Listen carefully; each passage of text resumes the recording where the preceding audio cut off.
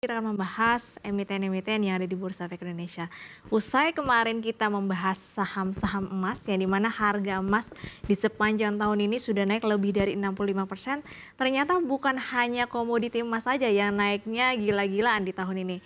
Perak mencatatkan kenaikan bahkan nyaris 88% di sepanjang tahun ini saat kemarin menyentuh level tertingginya di level 54 US dollar per troy ounce. Ternyata perak ini kenaikannya atau lajunya justru lebih kencang ya dibandingkan dengan harga emas yang dimana kenaikannya hanya sekitar 60% saja.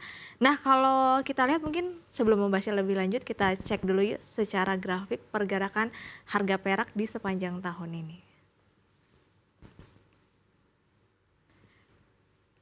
Yang dimana kalau tadi saya sempat sampaikan bahwa harga perak di sepanjang tahun ini sudah mencatatkan kenaikan hingga 88% saat menyentuh level tertingginya ini pada tanggal 16 Oktober 2025 di level 54,22 US dollar per troy ounce. Kita ketahui kenaikan harga perak ini sejalan dengan kenaikan harga emas.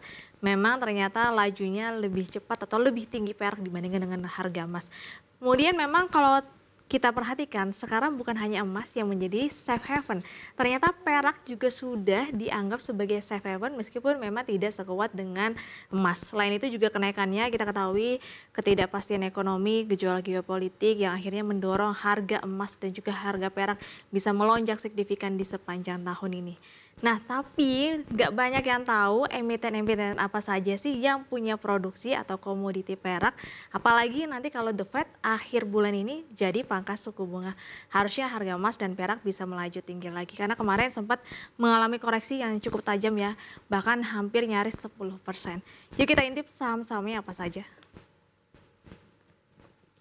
Nah, untuk sahamnya di Indonesia memang tidak banyak ya, tidak sebanyak emas. Ini hanya ada 4 yang memang memiliki komoditi perak atau silver. Di sini ada Aneka Tambang atau Antam, Merdeka Copper Gold atau MDKA, kemudian ada Arci Indonesia atau Arci, dan juga ada Bumi Resource Minerals atau BRMS. Nah, kalau kita lihat secara performa pergerakannya di sepanjang tahun ini performa sepanjang tahun ya, secara year to date Antam itu naiknya sudah 107,87%. Ini kita cut off per tanggal 22 Oktober 2025 atau hari kemarin, hari Rabu. MDKA naiknya 40% di level 2000-an, Arci naiknya 404%, ini udah 4 bagger. Sekarang saham Arci sudah di level 1200-an ya, paling tinggi ini Arci kenaikannya. Kemudian ada BRMS 163% di level 910. Jadi perlu dicatat 4 saham ini memang bukan hanya memproduksi atau mengelola perak saja tapi juga emas. Jadi memang kenaikannya didorong oleh penjualan emas dan juga perak di semester 1 2025. Diproyeksikan di kuartal 3 harusnya penjualannya lebih tinggi lagi karena masih banyak orang yang ingin mengoleksi emas maupun juga perak. Selain itu mungkin kita bisa intip ya bagaimana sih berapa banyak produksi perak yang memang diproduksi masing-masing emiten ini. Yuk kita intip di slide selanjutnya.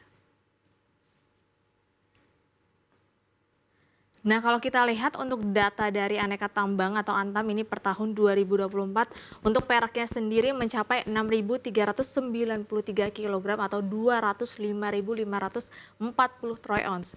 Untuk Merdeka Copper Gold atau MDKA per 31 Desember 2024, di sini untuk sumber daya dari grup MDKA ya, jadi bukan MDKA aja tapi grupnya diperkirakan mengandung 36,9 juta ton emas, 8,6 juta ton tembaga dan 90,3 juta ons perak dan 11,3 juta ton nikel.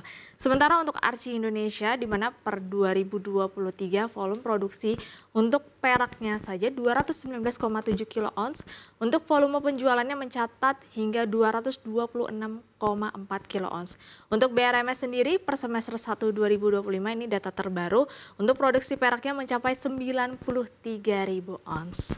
Nah, kalau kita lihat memang produksinya tidak sebanyak ataupun sumber dayanya tidak sebanyak emas, tapi angkanya cukup menarik juga ya. Kemudian selain dari produksi emas, bagaimana nih dengan performa kinerja keuangannya? Yuk kita intip di slide selanjutnya. Karena kuartal 3 2025 belum rilis, jadi kita pakai data semester 1 2025. Kalau kita lihat memang ada satu emiten yang justru ketika harga emas, perak naik gila-gilaan justru masih mencatatkan kerugian. Untuk Antam sendiri, pertama performanya pendapatannya naik 155% menjadi 59,02 triliun rupiah. Pendapatan yang meningkat signifikan ini akhirnya mendorong laba bersih Antam juga naik ya 240% menjadi 5,14 triliun rupiah. Sayangnya berbeda dengan MDKA, kalau kita lihat pendapatannya turun 22% menjadi 854,6 juta US dollar per semester 1 2025, sehingga kalau kita lihat sebelumnya udah rugi tapi ruginya akhirnya naik menjadi 26% menjadi 15,8 juta US dollar. Sayang sekali untuk MDKA sepertinya memang masih ada tingginya beban-beban sehingga mendorong perseroan kalau kita lihat, dan juga pendapatannya turun, akhirnya ruginya juga jadi naik. Kemudian untuk Archie Indonesia, di sini pendapatannya naik 35% menjadi 192,55 juta US dollar. Sementara itu Archie cukup menarik ya, karena dari rugi sebelumnya dia rugi 3,88 juta US dollar. Akhirnya karena pendapatannya naik, menjadi laba, dari rugi menjadi laba menjadi 34,87 juta US dollar labanya. Kemudian untuk BRMS sendiri, performa pendapatannya juga cukup tinggi, naik 97% menjadi 120,84 juta US dollar per semester 1.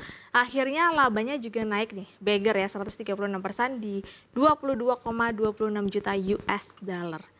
Nah, selain dari kinerja keuangannya, valuasi dari 4 ini mana nih yang masih murah?